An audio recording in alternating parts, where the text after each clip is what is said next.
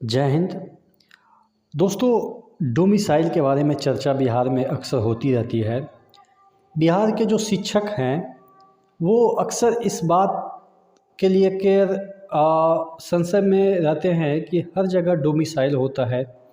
लगभग स्टेट में अपने ही बच्चों को वो नौकरियां देते हैं, अदर स्टेट वाले को लगभग ना के बराबर ही नौकरी देते हैं। इवन प्राइवेट में भी आपने सुना होगा कुछ दिन पहले कर्नाटक में प्राइवेट जहाँ पे आईटी हब है वहाँ पे भी सिर्फ कर्नाटक के बच्चों को जॉब की बात कर रहे थे।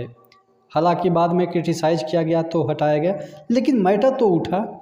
तो सरकारी में जो कि एक राज्य का मुझे लग रहा है कि शक्ति है उसका इस्तेमाल करना चाहिए। और वैसे राज्य जहाँ पे प्राइवेट जॉब तो है ही नहीं, मैं बिहार की ही बात कर रहा हूँ, तो जो बच्चे मांग कर रहे हैं टीचर्स में कि डोमिसाइल लागू होनी चाहिए, चूँकि देखिए वैकेंसी तो एक लिमिटेड है, आप भी जानते होंगे कि उससे ज़्यादा तो वैकेंसी वो दे नहीं सकते हैं जितना उनके पास बजट है, और जितना क्षमता है वैकेंसी की उतना ही देंगे। तो उसमें भी बच्चे यूपी के आ जाते हैं, एमपी के आ जाते हैं, राजस्थान के भी कुछ बच्चे आए हुए हैं। तो डोमिसाइल इसलिए ज़रूरी है बिहार में चूँकि यहाँ पे रोज़गार की आप जानते हैं कि कोई भी वैकेंसी निकलती है हर जगह बिहार के बच्चे पहुँच जाते हैं।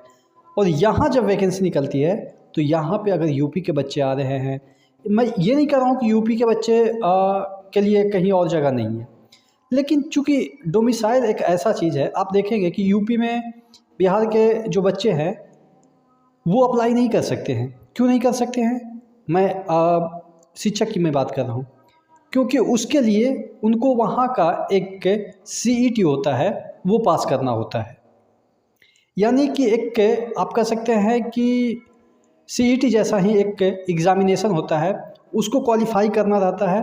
उसके बाद ही उस क्वालिफ़िकेशन के बाद ही आप वहाँ के फॉर्म भर सकते हैं। अगर वहाँ की कोई एसएससी भी है, एसएससी बोर्ड है, या कोई कर्मचारी की बहाली होती है, उसके लिए आप बिहार के बच्चे हैं तो वहाँ पे फॉर्म नहीं भर सकते हैं। उसके लिए जो टेट निकलता है या जो भी उसका एक प्रिलिमिनरी टेस्ट होता है, साल भर में वो 1 या 2 बार शायद निकलता है, मुझे एग्जैक्टली याद नहीं है, वो क्वालिफाई होनी चाहिए। ठीक है, एक प्रकार से आप मानिए कि एग्ज़ाम में बैठने के लिए आपको वो एक एग्ज़ाम निकालना होगा। तो आप यूपी के बच्चे तो है नहीं, तो आपको स्पेशल उसकी तैयारी आपने कर नहीं रखी होगी, तो इस वजह से आप वहाँ के फॉर्म नहीं भर सकते। लेकिन हाँ, बिहार में ऐसा कोई रूल नहीं है। आप सीईटी पास हैं या आप 12th पास हैं, ग्रेजुएशन पास हैं, यहाँ के बीपीएससी के लिए अप्लाई कर सकते हैं, यहाँ के आप जो है वो टीचर्स के लिए अप्लाई कर सकते हैं, यहाँ के कांस्टेबल के लिए अप्लाई कर सकते हैं। तो ये कंट्राडिक्टिव हो जाता है। बिहार के बच्चे कहीं जा नहीं पाते हैं स्टेट गवर्नमेंट में, अदर स्टेट गवर्नमेंट में जा नहीं पाते हैं। जनरली की मैं बात कर रहा हूँ, कुछ एक में चले जाते हैं, उसकी मैं बात नहीं कर रहा हूँ। कुछ दिन पहले तक तो आपके झारखंड भी अलाउ नहीं कर रहा था, और झारखंड अलाउ करता तो विथ सर्टेन कंडीशन जो कि फुलफिल नहीं होता है।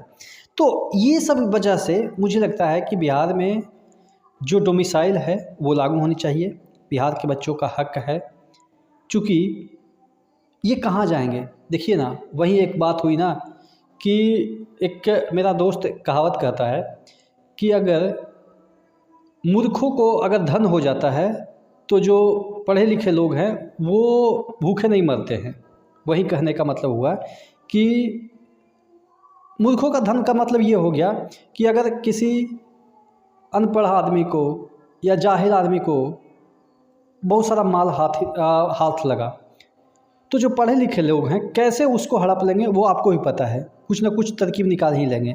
तो वही हालत बिहार के साथ है। थोड़ा सा वैकेंसी हुआ नहीं कि पूरा देश भर में ढिंढोरा पीट दिए कि हम ये कर रहे हैं वो कर रहे हैं, और यहाँ के बच्चे त्राहिमाम की स्थिति में चले जाते हैं। तो आशा करते हैं गवर्नमेंट थोड़ा सा एक्शन लेगी और बिहार के बच्चों के बारे में सोचेगी, क्योंकि गवर्नमेंट तो बिहार के बच्चों ही के द्वारा ही बनते हैं। ये जो बिहार गवर्नमेंट में नीतीश कुमार जो भी हैं या मंत्री जो भी हैं, बिहार के बच्चे या उनके पेरेंट्स ही आपको वोट देते हैं और फ़ायदा कोई और उठा ले जाता है। तो थोड़ा सा ये सोचने वाली विषय है। कम से कम कुछ तो लिमिट कीजिए। कुछ तो लिमिट होनी चाहिए, मुझे लगता है। आप क्या सोचते हैं नीचे कमेंट बॉक्स में कमेंट करके ज़रूर बताइएगा। नेक्स्ट वीडियो मिलते हैं, तब तक के लिए जय हिंद।